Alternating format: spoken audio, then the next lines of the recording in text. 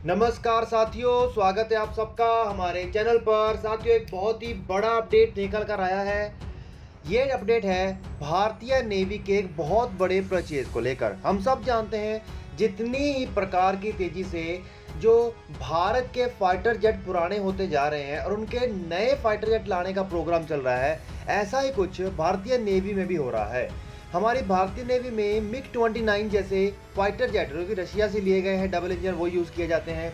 लेकिन उससे हटके भारतीय नेवी की फाइटर जेट कम होते की ज़रूरतों को पूरा करने के लिए 57 फाइटर जेट्स का RFI जारी किया गया था फॉरेन प्लेयर्स को कि कोई भी आए हम बेचे। ये मूलतः बाहर से ही लिया जाना था। इसके चलते बहुत सारे देशों ने अपना दावेदारी पेश की कि हाँ, हम अपना फाइटर जेट आपको बेचना चाहते हैं। लेकिन भारत इसके ऊपर बहुत ज़्यादा गहरा विश्लेषण करने में लगा हुआ है, क्योंकि वो किसी भी प्रकार की कोई खामी या कोई कमी नहीं खेड़ना चाहता। क्योंकि सबसे पहली बात तो ये भारत के जितने भी प्रकार के डिफेंस परचेज है उसमें से एक आखिरी परचेज होगा, एक बहुत बड़ा परचेज होगा। क्योंकि जो भी फाइटर जेट एक बार इंडियन नेवी ने खरीद लिए वो आने वाले अगले 40 साल तक चलेंगे और ये 40 साल तक बहुत बड़ा रोल प्ले करेंगे। मिनिमम 25 ईयर्स के लिए तो ये बहुत ही ज़्यादा क्रूशियल रोल प्ले करेंगे।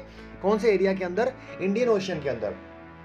साथियों, इसके लिए जो अमेरिका के F-18 सुपर हॉर्नेट जैसे फाइटर जेट है बोइंग के, उन्होंने आकर भारत में टेस्टिंग करके भारत के जो नेवल ऑफिसर्स हैं उसको इसकी कैपेबिलिटीज को भी दिखा दिया है। साथियों, ऐसा क्या कारण है ऐसे फाइटर जेट्स जो ऑलरेडी अमेरिका जैसे देशों की नेवीज के द्वारा इस्तेमाल किए जा रहे हैं, फिर भी भारत उसको अपने यहाँ पर बुलवाकर एयरक्राफ्ट कैरियर्स के ऊपर टेस्ट करवा रहा है? असल में जितने भी एयरक्राफ्ट कैरियर बनते हैं दुनिया में, उनमें 3 प्रकार की ऐसी कैटेगरीज होती हैं किसी भी फाइटर जेट को टेक ऑफ और लैंड करवाने के लिए। तो एक होती है स्टोवल प्रकार की, जिसमें शॉर्ट टेक ऑफ और वर्टिकल लैंडिंग होती है, जैसे कि F-35 जैसे कर सकते हैं। दूसरा होता है STOBAR, short take off but short take off but arrest recovery. और तीसरे होते हैं CATOBAR, catapult take off but arrest recovery.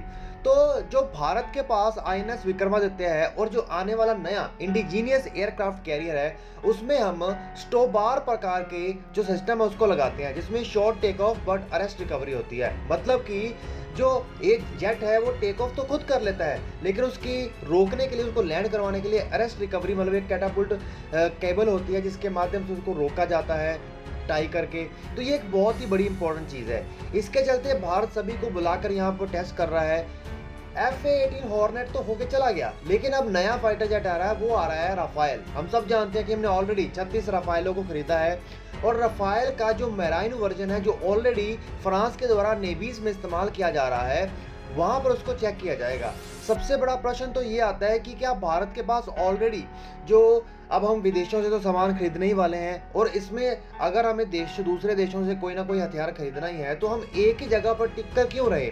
सबसे बड़ी बात तो इसमें ये आती है, देखिए कोई भी फाइटर जेट अगर हम किसी देश से खरीदते, जैसे राफेल खरीद लिया और 36 की संख्या में हमने नॉर्दर्न कमांड में चाइना या फिर पाकिस्तान के खिलाफ डिप्लॉय भी कर रखा है, उसमें एक एयरक्राफ्ट के लिए तो उसको पता चल ही गया कि ये एयरक्राफ्ट तो हमारा दुश्मन है ही। लेकिन अब इसमें अपने जो जेट वाले सिस्टम को और ज़्यादा डाइवर्सिफाई कर दें, अगर हम चाहे तो F-16 ले सकते हैं, F-18 हॉर्नेट ले सकते हैं, या फिर अंतर्राष्ट्रीय मार्ग में और भी ऐसे कई प्रकार के जेट हैं, तो इससे क्या हो जाता है, दुश्मन को भी कन्फ्यूजन हो जाती है। कारण ये होता है कि हर जो जेट होता है उसकी अपनी काबिलियत होती है, उसके अंदर का सिस्टम होता है। और वैसे भी अमेरिका जैसे देश तो और फ्रांस जैसे देश किसी भी हालत में चाइना जैसे देशों को यह पता ही नहीं चलने देते कि उसके फाइटर जेट्स की क्या काबिलियत है, इंटरनल उसका सिस्टम होता है, उसके अंदर क्या क्या डिप्लॉयमेंट्स है। हालांकि लिखने में जो आज ही आए, लेकिन जो रेगुलर प्रैक्टिकल उसकी अप्रोच होती है वो बिल्कुल अलग होती है। इसी के चलते मेरे को तो लगता है कि भारत को बिल्कुल ही राफेल से अलग खरीदना चाहिए। चलो फिर भी अगर भारतीय नेवी द्वारा राफेल को खरीदा जाता है तो इसके हटके भी DRDO हमारे देश के अंदर ही TED-BF बना रहा है। इसका मुख्य उद्देश्य तो यही है कि जो फॉरेन फाइटर जेट्स खरीद कर हम बहुत बड़ा खर्च बाहर कर देते हैं, उसको ना करके घर में ही खर्च किया जाए, और इससे भारत की भी कैपेबिलिटीज बढ़ेंगी, भारत की जो डिपेंडेंस है दूसरे देशों पर बढ़ेगी, उसको किसी प्रकार की मतलब ज़रूरत की स्थिति में उनके ऊपर कोई मांग नहीं करनी पड़ेगी, कोई रिक्वेस्ट नहीं करनी पड़ेगी। इसके अलावा सबसे बड़ी बात तो ये है कि जो राफेल का मैराइन वर्जन है ये फोल्डेबल विंग्स के साथ नहीं आता। किसी भी एयरक्राफ्ट कैरियर के ऊपर किसी भी अगर फाइटर जेट्स को डिप्लॉय करना है तो इतनी ज़्यादा संख्या नहीं होती।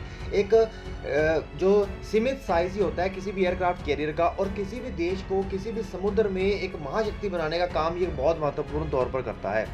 लेकिन दूसरे तरफ हटकर अगर हम बोइंग के F-18 सुपर हॉर्नेट को देखें, ये फोल्डेबल विंग्स के साथ आता है और ये भारत की जो डिप्लॉयमेंट की शक्ति है किसी भी एयरक्राफ्ट कैरियर के ऊपर बना देगा। अगर समझिए कि बिना फोल्डेबल वाले विंग्स हैं तो आप 10 खड़े कर पाएंगे, 15 खड़े कर पाएंगे। अगर फोल्डेबल विंग्स हैं वहीं पर आपकी संख्या बढ़कर 20 से 25 हो जाएगी। तो ज़्यादा फायदा तो वही है, क्योंकि युद्ध जैसी स्थिति में आप ये नहीं देख सकते कि कहीं दूसरे से फाइटर जेट आ रहे हैं हम फिर अटैक करेंगे। वहाँ तो एकदम से डिसीजन लेकर कोई ना कोई चीज़ करनी ही होती है। में नेवी के इसके अलावा और भी कई सारी रिक्वायरमेंट्स हैं, जैसे कि terms of cost, life cycle cost, क्योंकि अगर कोई फाइटर जेट यहाँ पर आ जाता है तो उसको रेगुलर मेंटेनेंस की भी जरूरत पड़ती होगी, अपग्रेडेशन की भी जरूरत पड़ती होगी और फ्यूचर अपग्रेड्स। तो आप लोग नीचे कमेंट करके बताइए कि आपको क्या लगता है कि भारत को कौन सा फाइटर जेट लेना चाहिए। वैसे मेरी माने तो बोइंग F-18 हॉर्नेट एक बहुत अच्छा ऑप्शन रहेगा, क्योंकि एक तो हमारे इससे अमेरिका के साथ संबंध और डेवलप होंगे और चाइना के लिए भी एक बहुत ज़्यादा टफ अप्रोच हो जाएगी इसको टैकल करना। तो चलिए साथियों, चैनल को सब्सक्राइब करें, बेल आइकन दबाइए।